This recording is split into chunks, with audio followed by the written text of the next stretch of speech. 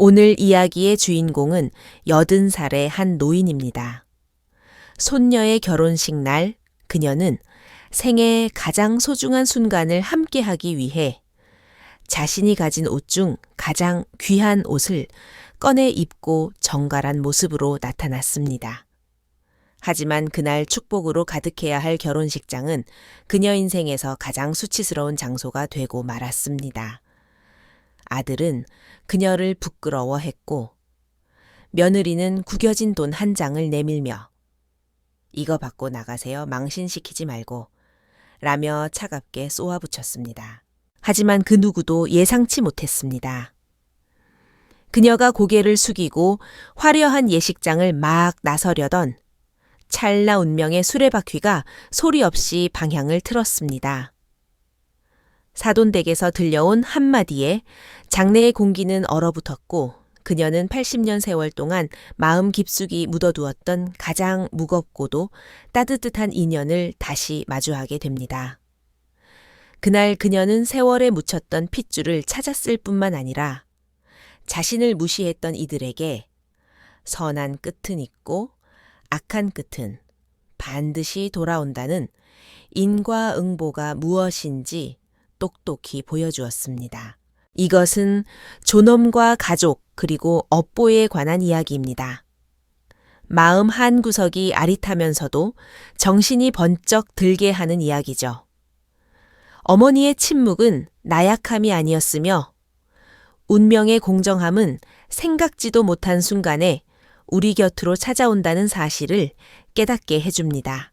내 이름은 시마녹 오레로 여든입니다. 강원도 춘천의 가을바람은 늘 서늘한 기운을 머금고 있어 낡은 한옥의 문틈을 타고 들어와 뼛속까지 파고듭니다. 3년 전 남편 건유 씨가 떠난 후 이 지독한 외로움은 단 한순간도 나를 놓아주지 않았습니다. 나는 홀로 이 오래된 집을 지키며 벽에 걸린 그의 빛바랜 흑백 사진을 바라보곤 합니다.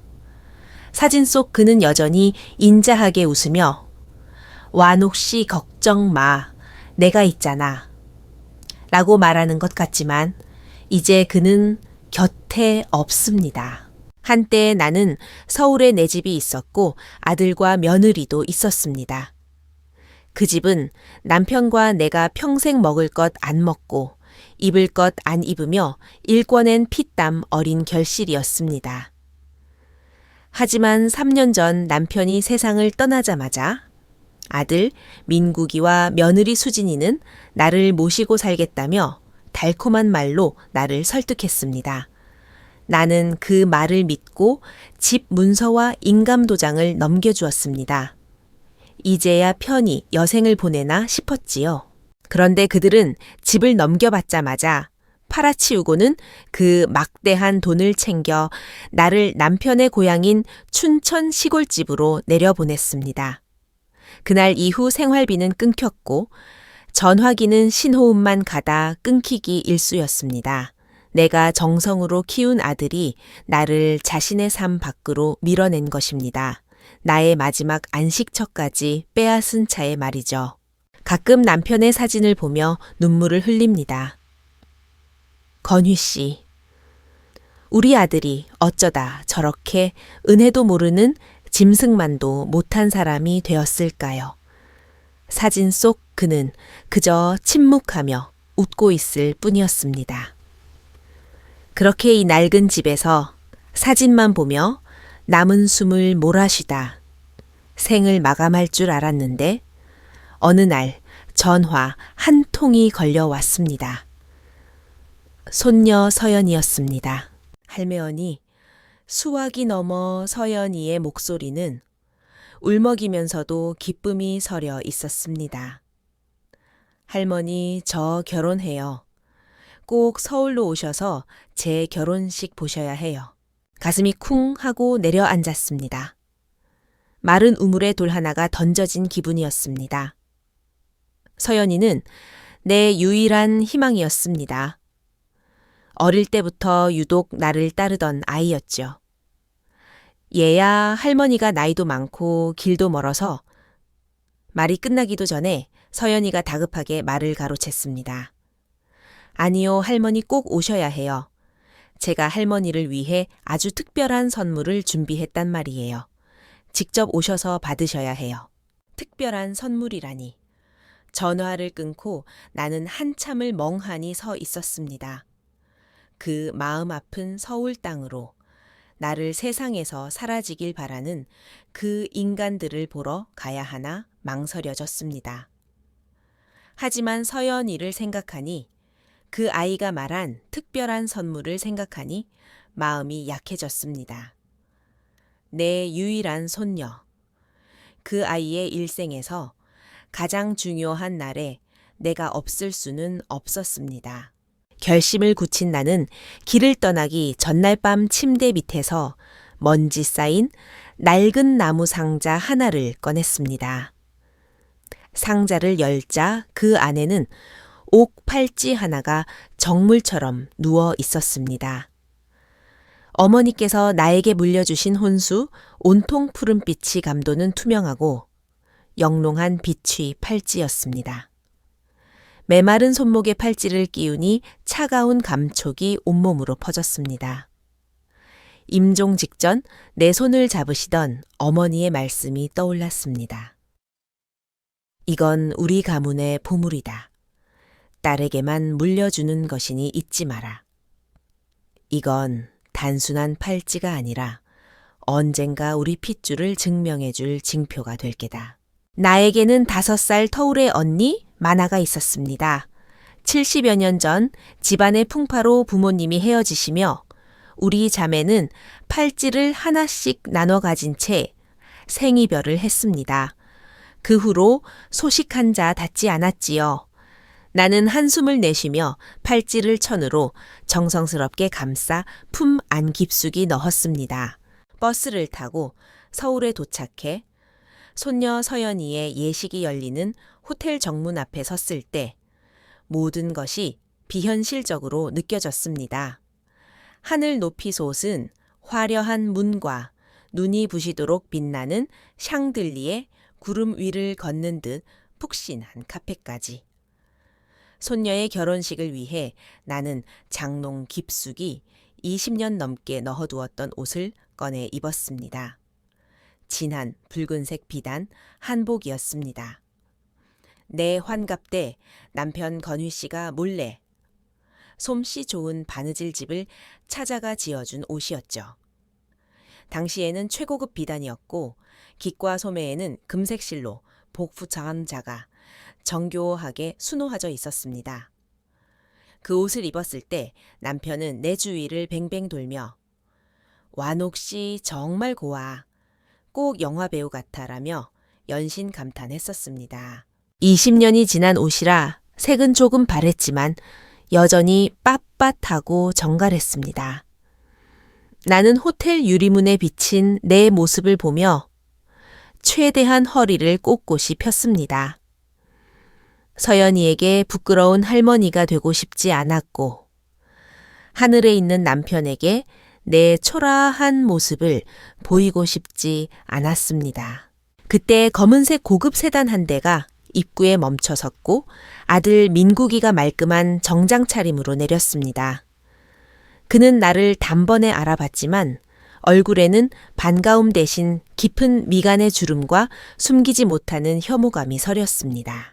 포옹근커녕 손 한 번 잡아주지 않은 채 그는 내 팔을 낚아채듯 잡아 거대한 기둥 뒤로 끌고 갔습니다. 어머니. 그는 목소리를 낮추었지만 눈빛은 칼날처럼 내 한복 위를 훑었습니다. 어떻게 이런 몰골로 오셨어요? 이게 대체 언제적 옷입니까? 촌스럽고 낡아 빠져가지고 오늘이 어떤 자리인지 아세요? 오시는 분들이 다 내로라 하는 분들인데 어머니가 절 망신시키려고 작정하셨어요. 가슴이 수천 개의 구멍이 뚫린 듯 아파왔습니다. 남편과 나의 가장 아름다운 추억이 담긴 이 한복이 아들의 눈에는 그저 낡고 촌스러운 망신거리일 뿐이라니. 내가. 입술이 파들파들 떨려 이 옷의 사연을 말하려 했지만 한마디도 나오지 않았습니다. 됐어요, 됐어. 그는 짜증스럽게 손을 휘저었습니다. 명심하세요. 들어가면 저 구석진 테이블에 가만히 앉아 계세요. 돌아다니지도 말고 말도 섞지 마세요. 누가 물으면 우리 집 먼 친척이라고 하세요. 아시겠어요? 나는 멍하니 고개를 끄덕였습니다. 그의 마음속에 나는 더 이상 어머니로 존재하지 않았습니다. 연 회장 안은 화려한 웃음과 사치스러운 향기로 가득했습니다. 나는 직원의 안내를 받아 가식적인 웃음들이 가득한 테이블을 지나 주방 문 바로 옆에 아주 작은 테이블로 밀려났습니다. 테이블 위에는 찬물조차 다 식어버린 주전자 하나뿐이었습니다. 마치 온 세상이 나를 잊어버린 듯한 구석진 자리였습니다. 멀리서 아들 민국이가 손님들을 맞이하며 환하게 웃는 모습이 보였습니다. 며느리 수진이는 화려한 보석이 박힌 드레스를 입고 꽃처럼 웃고 있었죠. 그때 진한 향수 냄새와 함께 수진이가 내 앞으로 다가왔습니다. 그녀는 나를 아래 위로 훑더니 내 한복을 보고 비웃음을 흘렸습니다. 진짜 낯짝도 두꺼우시네. 날카롭고 잔인한 목소리가 귓가를 파고들었습니다. 무슨 사극 찍으러 오셨어요? 어디 시장 바닥에서 구걸이라도 하다 오셨나? 사람들이 보면 우리 집에서 거지라도 초대한 줄 알겠네. 얼굴이 순식간에 달아오르고 피가 거꾸로 솟는 기분이었습니다. 수진이는 내 반응이 만족스러운 듯 핸드백에서 빳빳한 오만 원권 지폐 한 장을 꺼냈습니다. 그리고 보란 듯이 그 돈을 구겨 내 발치에 던졌습니다. 이거 가지고 당장 나가세요. 재수 없게 눈앞에서 얼쩡거리지 말고 발 밑에 떨어진 붉은 돈뭉치가 마치 불덩이처럼 내 눈을 지졌습니다. 이 한복을 입고 지키려 했던 나 자신의 존엄과 남편에 대한 마지막 예우가 그 발길질 한 번에 처참히 짓밟혔습니다. 지금 뭐 하시는 거예요? 날카롭고 분노에 찬 외침이 숨 막히는 모욕을 뚫고 들려왔습니다. 서연이었습니다. 순백의 웨딩드레스를 입은 손녀는 마치 강림한 천사 같았지만 지금 그 천사의 얼굴에는 신부의 기쁨 대신 창백한 분노가 서려 있었습니다. 서연이는 드레스 자락을 움켜쥐고 나에게 달려왔습니다. 바닥에 떨어진 돈뭉치를 보고 다시 기세등등한 엄마 수진이의 얼굴을 보더니 몸을 파르르 떨었습니다. 엄마, 어떻게 할머니한테 이럴 수 있어? 엄마가 그러고도 사람이야. 할머니를 거지 취급해. 수진이의 얼굴이 순식간에 굳었습니다. 많은 하객 앞에서 딸이 이렇게 튀어나올 줄은 몰랐던 것이죠.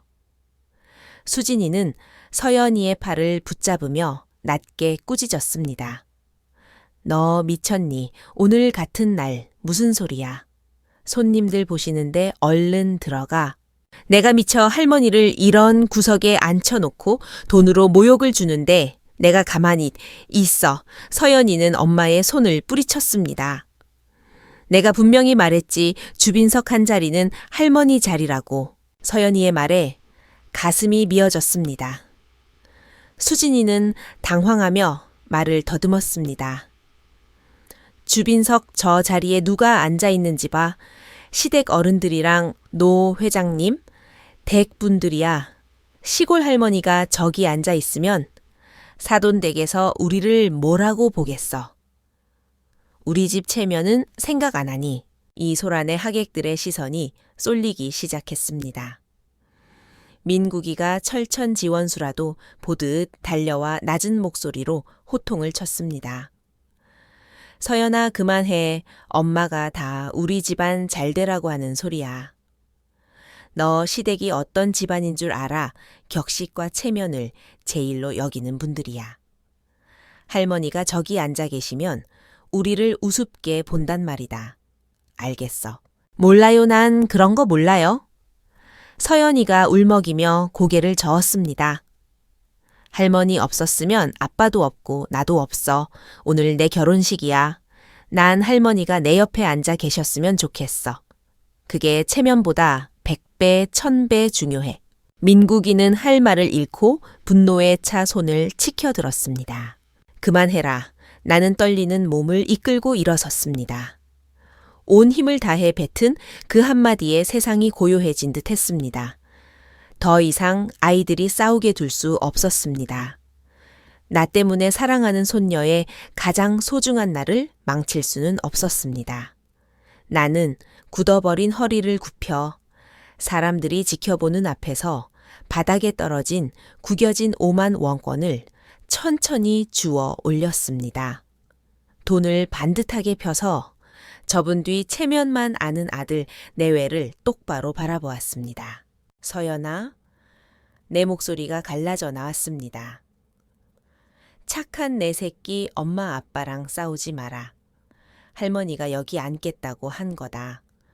주빈석은 사람이 많아 어지러워서 싫어. 여기가 조용하고 좋구나. 할머니. 서연이는 오열했습니다. 나는 손녀를 보지 않고 아들과 며느리를 향해 담담하게 말했습니다. 갑자기 머리가 어지라구나. 차를 오래 타서 그런 모양이니 먼저 가서 쉬어야겠다. 너희는 손님들 잘 모셔라. 말을 마친 나는 누구의 얼굴도 보지 않은 채 연회장 문을 향해 한 걸음 한 걸음 걸어 나갔습니다. 수많은 시선 속에서도 내 등은 꼿꼿했습니다. 그것은 내가 평생을 바쳐 지켜온 마지막 자존심이었습니다. 등 뒤로 수진이의 작은 욕설이 들렸습니다. 가버리니 속이 다 시원하네. 망신살 뻗칠 뻔했어. 그리고 내 아들 민국이는 주변 하객들에게 태연하게 설명하더군요. 죄송합니다, 여러분. 노모가 연세가 많으셔서 정신이 좀 오락가락하십니다. 이해해 주십시오. 오락가락이라. 그래, 내가 정신이 나갔었지. 평생 늑대의 마음을 효심으로 착각하고 썩은 나무를 진주로 알고 살았으니 내가 미친 게 맞지. 화려하지만 얼음장처럼 차가운 대강당을 빠져나오자 참았던 눈물이 터져 나왔습니다. 더 걸을 기운조차 없어 복도 휴게실 소파에 주저앉았습니다. 거친 나무 껍질 같은 두 손에 얼굴을 묻고 목 놓아 울었습니다. 너무 일찍 가버린 남편이 원망스러워 울고 못난 아들놈 때문에 울고 평생 짓밟히고 무시당한 나의 여든 해 인생이 가여워 울었습니다. 얼마나 울었을까? 눈물이 메말라 갈 때쯤 품 안에서 비취 팔찌를 꺼냈습니다. 차가운 옥의 감촉이 뜨거운 피부에 닿자 아주 미세한 위로가 전해졌습니다. 어머니가 남겨주신 마지막 유산. 이 세상에 유일하게 남은 내 혈육의 온기였습니다. 손가락 끝으로 팔찌의 매끄러운 결을 만지고 있는데 머리 위에서 부드러우면서도 떨리는 목소리가 들려왔습니다. 저기 혹시 괜찮으신가요? 눈물 자국이 가득한 얼굴을 들자 휠체어에 앉은 백발의 노부인이 보였습니다. 보랏빛 벨벳 정장을 기품 있게 차려입은 그녀는 한눈에 봐도 귀한 집안 어른 같았습니다. 부인의 시선은 내 얼굴이 아닌 내 손목에 있는 비취 팔찌에 고정되어 있었습니다. 그녀의 눈빛에는 충격과 의문, 그리고 내가 읽을 수 없는 격렬한 동요가 서려 있었습니다. 그녀는 떨리는 손가락으로 내 팔찌를 가리키며 입술을 달싹였습니다. 그 팔찌, 내 누구신지. 당황한 내 물음에 부인은 대답 대신 뒤에 서 있던 간병인에게 다급하게 말했습니다. 빨리빨리 나를 저분 앞으로 데려가 주게. 자세히 봐야겠어. 휠체어가 내 앞에 멈춰 섰습니다. 노부인은 안간힘을 다해 몸을 앞으로 숙이며 내 손목의 팔찌에서 시선을 떼지 못했습니다. 그녀의 호흡은 가빠졌고 눈동자는 눈물이 고였습니다. 동생, 실례지만 이 팔찌를 어디서 얻으셨나요? 그녀의 목소리는 파르르 떨렸고 비싼 반지를 낀 손도 함께 진동했습니다. 나는 어리둥절한 채 팔목을 감싸쥐며 대답했습니다. 이건 저희 어머니께서 물려주신 혼수입니다. 어머니가? 부인은 혼잣말을 하더니 눈물을 흘렸습니다. 이름이 어떻게 되시나요? 고향은 어디시고요? 질문이 화살처럼 쏟아졌습니다. 무언가 엄청난 사실을 확인하려는 기세였습니다. 나는 의아했지만 그녀의 간절한 눈빛을 보며 정직하게 말했습니다. 제 이름은 심완옥입니다. 70여 년 전에는 경기도 수원에 살았지요. 심완옥. 그녀는 내 이름을 곱씹더니 갑자기 벼락이라도 맞은 듯 몸을 크게 떨었습니다. 그러더니 내 손을 꽉 잡았습니다. 그 힘이 얼마나 강한지 놀랄 정도였습니다.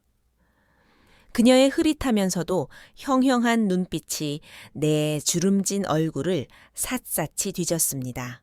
70년 전의 흔적을 찾으려는 듯 말입니다. 완호가.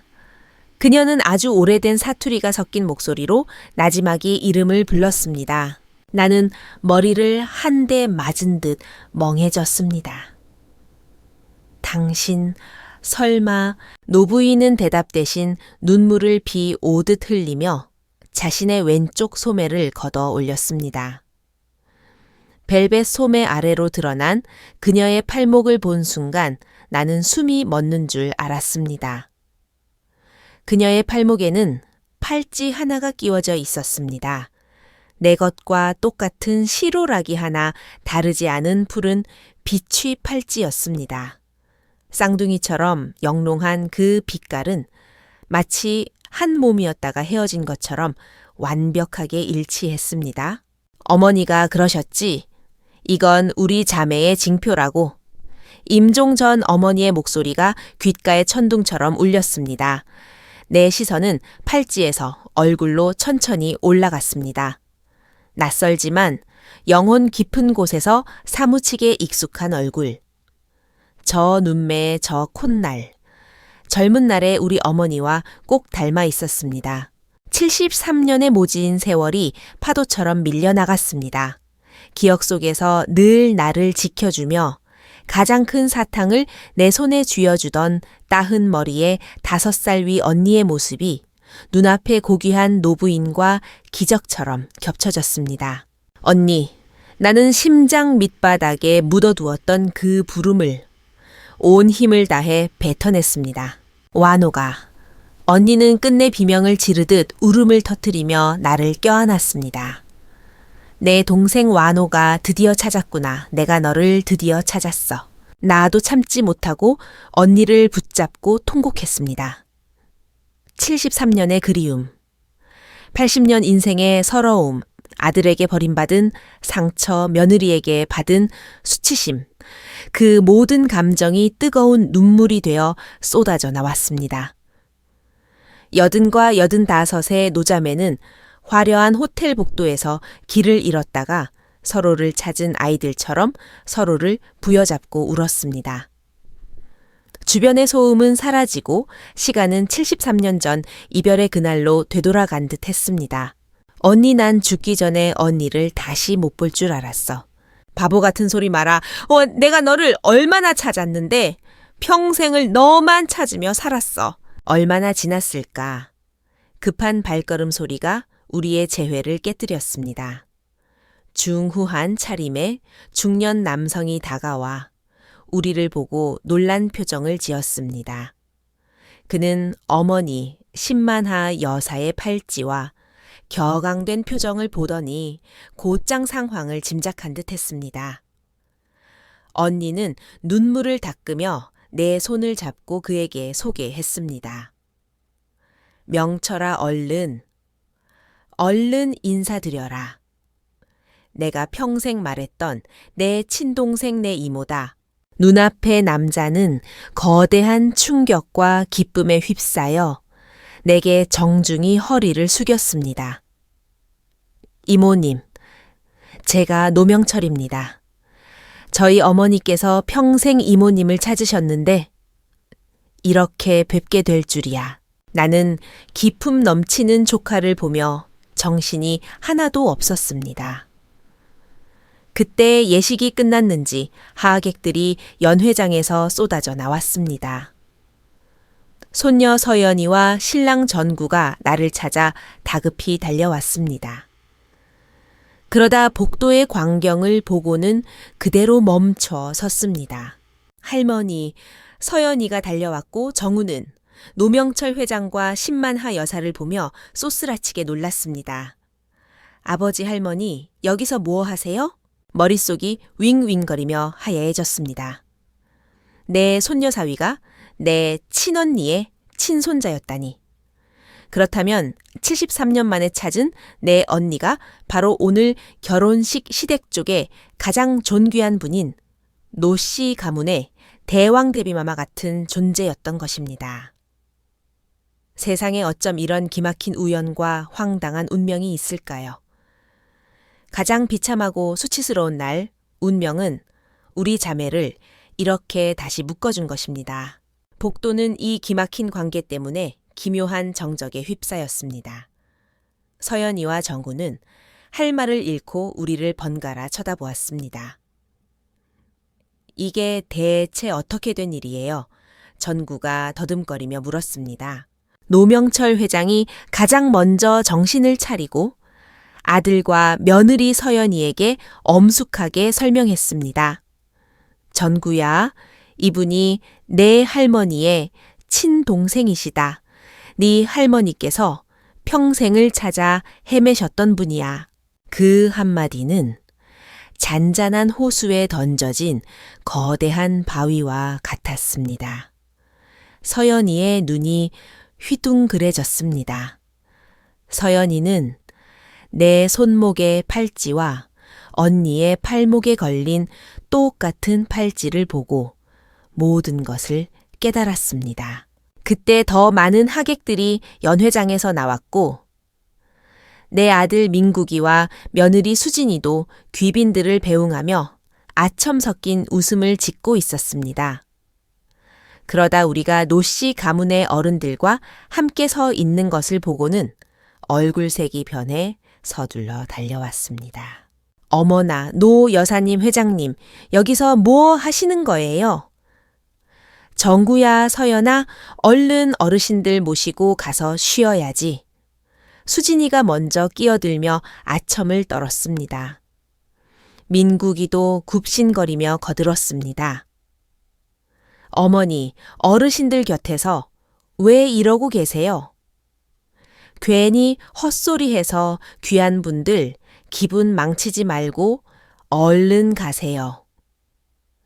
아들의 말에는 여전히 나를 향한 경고와 무시가 가득했습니다. 하지만 그가 예상했던 대화는 오가지 않았습니다. 노명철 회장은 간병인에게 차갑게 말했습니다.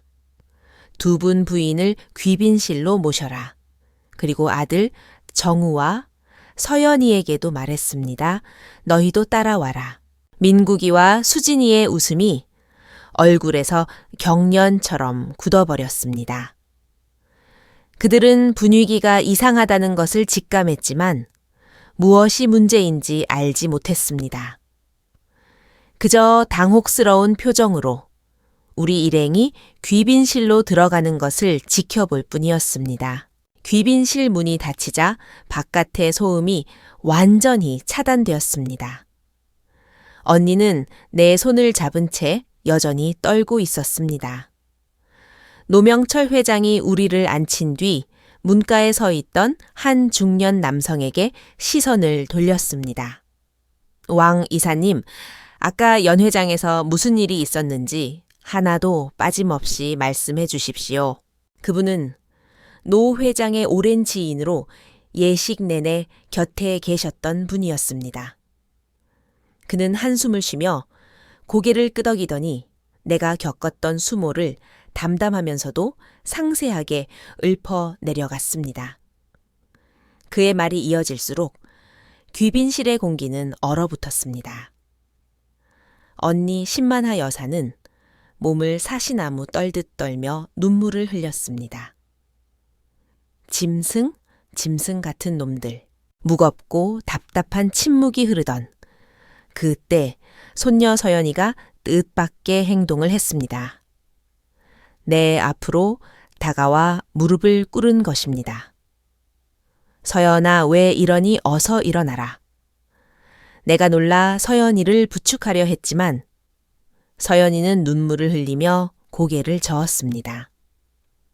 그리고 가방에서 새 열쇠 꾸러미 하나를 꺼내 내 손바닥 위에 올렸습니다. 할머니, 죄송해요. 제가 너무 무능해서 할머니를 지켜드리지 못했어요. 이건 서연이가 울먹이며 말했습니다. 이게 제가 할머니께 드리려고 했던 특별한 선물이에요. 빛나는 열쇠를 보며 나는 멍해졌습니다. 이게 뭐냐? 할매언이 계시던 병원 근처에 제가 몇 년 동안 모은 장학금이랑 알바비로 계약한 작은 아파트 열쇠예요. 결혼식 끝나면 할머니 서울로 모셔와서 같이 살려고 준비한 거였어요. 할머니 이제 춘천 내려가지 마세요. 저 이제 다 컸어요. 제가 돈 벌어서 할머니 모시고 지켜드릴게요. 손녀의 그 말은 갈갈이 찢기고 차갑게 식어버린 내 심장에 흐르는 가장 따뜻한 샘물이었습니다. 나는 결국 참지 못하고 착한 손녀를 껴안고 오열했습니다. 이 순간 깨달았습니다. 혈연은 때로 거짓말을 하지만 사랑은 결코 배신하지 않는다는 것을요. 귀빈실 안의 울음소리가 잦아들 무렵 노명철 회장이 창가로 걸어갔습니다. 그는 한참 동안 침묵을 지키다 뒤를 돌아보며 문가에 서 있던 비서에게 차갑게 명령했습니다. 지금 즉시 법무팀과 재무팀에 연락해. 손민국 명의의 민국건재와 진행 중인 모든 협력 사업을 즉각 중단한다. 또한 예정되어 있던 신규 투자건도 전부 철회해. 그리고 우리 협력사들 은행, 주요 공급업체들에 내 말을 전해라. 앞으로 누가 손민국내와 거래하거나 자금을 지원한다면 우리 노씨 그룹에 정면으로 도전하는 것으로 간주하겠다고. 그것은 사형 선고였습니다. 한 치의 자비도 없는 완전한 매장이었습니다. 나는 아들의 회사가 어떤 상태인지 잘 알고 있었습니다. 그는 이번 투자와 노씨 가문과의 인연에 자신의 모든 것을 걸었습니다. 자금줄은 이미 위태로운 상태였죠. 노 회장의 이 명령은 아들의 마지막 숨통을 끊어버리는 것과 다름없었습니다. 잠시 후 밖에서 민국이의 비명 섞인 목소리가 들려왔습니다. 문 너머로 들리는 그의 목소리에는 하늘이 무너지는 듯한 공포가 서려 있었습니다. 뭐라고요? 지점장님, 이러시면 안 되죠. 대출은 다음 주에 나온다면서요. 위험평가 불통과라니요. 여보세요? 장 사장님, 왜 갑자기 결제를 재촉하세요? 이달 말 아니었습니까? 계약 위반 투자 철회 노씨 그룹에서 뭐라고 했다고요? 끊지 마세요. 여보세요. 민국이와 수진이의 목소리는 경악에서 초조함으로 그리고 절규로 바뀌었습니다. 귀빈실 문이 거칠게 두드려졌습니다. 문 열어, 빨리 문 열어. 민국이의 목소리는 이미 울음 섞인 비굴함으로 가득했습니다. 회장님, 노 여사님, 사돈, 이게 대체 어찌 된 일입니까? 뭔가 착오가 있는 게 분명합니다. 저희 좀 들어가게 해주세요. 설명할 기회를 주십시오. 어머니, 거기 계세요, 어머니. 제발 말씀 좀 잘 해주세요. 서연아, 우리 가족이잖니. 수진이의 날카로운 목소리에도 공포가 가득했습니다. 노 회장은 차갑게 비서에게 눈짓을 했고 문이 조금 열렸습니다. 민국이와 수진이는 체면도 잊은 차에 짐승처럼 안으로 기어 들어왔습니다. 땀 범벅이 된 얼굴은 창백하게 질려 있었고 수진이의 화려한 드레스는 우스꽝스러운 누더기처럼 보였습니다. 그들은 자리에 앉아 내 손을 꼭 잡고 있는 언니 신만아 여사를 본 순간 모든 상황을 깨달았습니다. 두 사람은 주저없이 무릎을 꿇었습니다. 회장님, 여사님, 저희가 죽을 죄를 지었습니다. 눈이 멀어 몰라 뵈었습니다. 민국이는 이마가 깨져라 바닥에 머리를 찌으며 울부짖었습니다. 아까 나를 윽박지르던 위풍당당함은 어디에도 없었습니다. 수진이도 콧물 눈물을 쏟으며 내 쪽으로 기어왔습니다. 어머니, 제발 회장님께 말씀 좀 잘 해주세요. 제발 취소해달라고 해주세요. 안 그러면 저희 진짜 망해요. 다 죽는다고요. 바닥에 엎드려 추태를 부리는 두 사람을 보며 나는 동정심 대신 지독한 역겨움과 비애를 느꼈습니다. 이것이 내 아들이고 며느리였습니다. 그들이 진정으로 아끼는 것은 어머니도 천륜도 도덕도 아니었습니다. 오직 자신의 신분이 가져다 줄 이익과 노씨 가문이라는 거대한 배경뿐이었습니다. 만약 내 언니가 노씨 집안의 어른이 아니라 그저 평범한 시골 할머니였다면 그들이 내 앞에 무릎을 꿇었을까요? 아니요.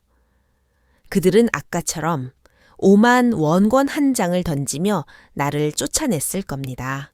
언니는 분노로 몸을 떨더니 탁자 위의 찻잔을 민국이의 발치에 집어 던졌습니다. 당장 꺼져라. 언니가 호통을 쳤습니다. 이 짐승만도 못한 것들 감히 누구더러 어머니라고 불러 완옥이를 거지 취급하며 모욕할 때 저분이 너를 낳아준 어머니라는 생각은 단 한 번이라도 했느냐. 제 면상 살리겠다고 제 부모를 부정하는 것들이 정녕 사람이란 말이냐. 잘못했습니다. 정말 잘못했습니다. 민국이는 연신머리를 찧었습니다. 서연이를 봐서라도 사돈사이인 걸 봐서라도 이번 한 번만 살려주십시오. 그때 침묵하던 내가 천천히 자리에서 일어났습니다. 민구가. 나는 담담하게 그의 이름을 불렀습니다. 목소리는 작았지만 방 안을 선명하게 울렸습니다. 너는 이제 어머니가 없다. 나는 내 어미가 아니야. 민국이는 믿을 수 없다는 듯 나를 올려다 보았습니다. 나는 그의 눈을 똑바로 응시하며 내 평생 가장 단호한 선언을 했습니다. 내 아들은 3년 전 네가 팔아치운 그 집과 함께 화장터에서 이미 죽었다. 나는 뒤돌아보지 않았습니다. 등 뒤에서 민국이의 절망적인 통곡 소리가 들려왔습니다. 그것은 후회가 아니라 곧 사라질 부귀영화에 대한 공포의 비명이었습니다. 하지만 그것은 이제 나와 상관없는 일이었습니다. 노 회장의 수신회 건장한 보안 요원들이 달려와 짐승처럼 울부짖는 두 사람을 끌어냈습니다. 귀빈실 문이 닫히고 추악한 소음이 다시 차단되었습니다. 방 안에는 진심으로 나를 아끼는 가족들만 남았습니다. 나는 손녀의 손을 잡고 다시 눈물을 흘렸습니다. 하지만 이번에는 모욕의 눈물이 아니라 해방의 눈물이었습니다.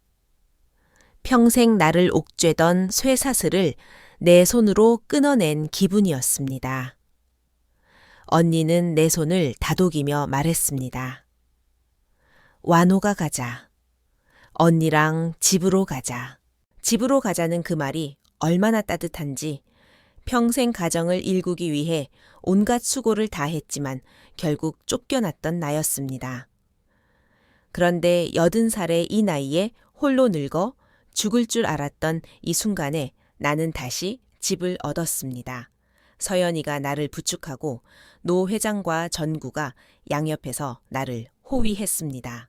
호텔 복도를 지나는 그 길은 마치 지옥에서 천국으로 건너가는 경계선 같았습니다. 노씨 가문의 차들이 문 앞에 대기하고 있었습니다. 소음 하나 없는 고급 세단에 몸을 실었을 때 모든 것이 꿈만 같았습니다. 불과 몇 시간 전만 해도 낡은 한복을 입고 아들에게 무시당하고 며느리에게 5만 원권으로 모욕받던 시골 할머니였던 내가 이제는 명문의 귀빈이 되었습니다. 인생의 대기만성이라기엔 너무나 극적이고 또 한편으론 씁쓸한 반전이었습니다. 차는 나무가 우거진 으리으리한 대저택 앞에 멈췄습니다. 언니의 집이었습니다. 그날 밤 나는 서연이가 마련한 작은 아파트 대신 언니의 집에서 묵었습니다. 언니는 절대 놓아줄 수 없다며 고집을 피웠지요. 우리는 어린 시절처럼 한 침대에 누워 73년의 비바람 같은 세월을 이야기했습니다.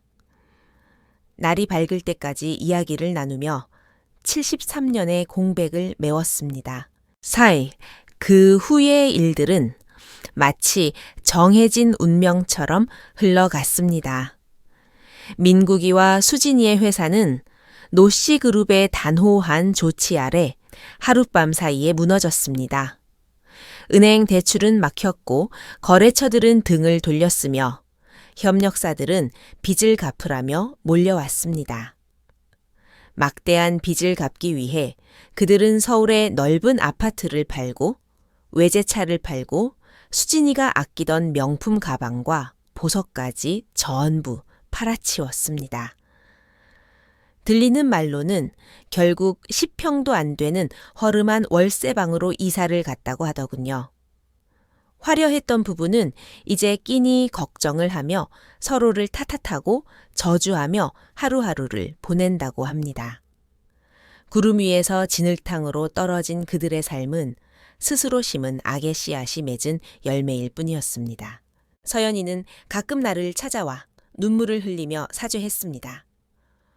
부모의 잘못 때문에 나를 볼 면목이 없다고 말이죠. 나는 그럴 때마다 아이의 머리를 쓰다듬으며 말해줍니다. 네 잘못이 아니야. 너는 이 할미의 착한 손녀란다. 영원히. 언니와 조카 명철이는 서연이와 전구가 시댁의 눈치 보지 않고 자립할 수 있도록 전폭적으로 지원해 주었습니다. 두 아이는 자신들의 성실함으로 행복한 가정을 일구었습니다. 결국 나는 서연이가 처음에 마련해 주었던 그 작은 아파트로 이사했습니다. 집은 그리 크지 않지만 햇살이 아주 잘 드는 곳입니다. 베란다에는 꽃과 화초가 가득합니다. 언니와 나는 매일 함께 꽃에 물을 줍니다.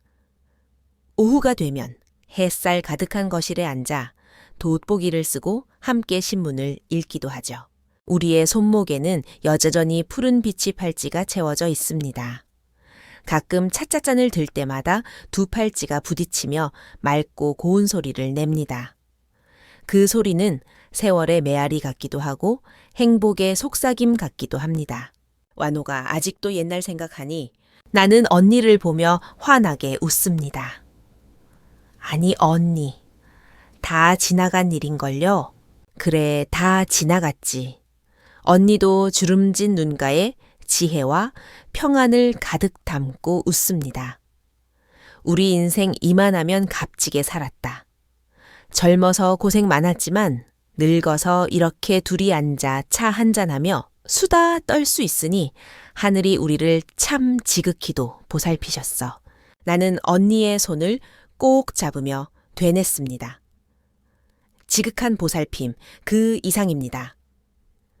예전에는 집이라는 것이 그저 벽 4개로 둘러싸인 공간이고 내 이름이 적힌 문서이고 내 핏줄을 이어받은 자식인 줄만 알았습니다. 그것들을 지키기 위해 참고 또 참았습니다. 하지만 결국 깨달았습니다.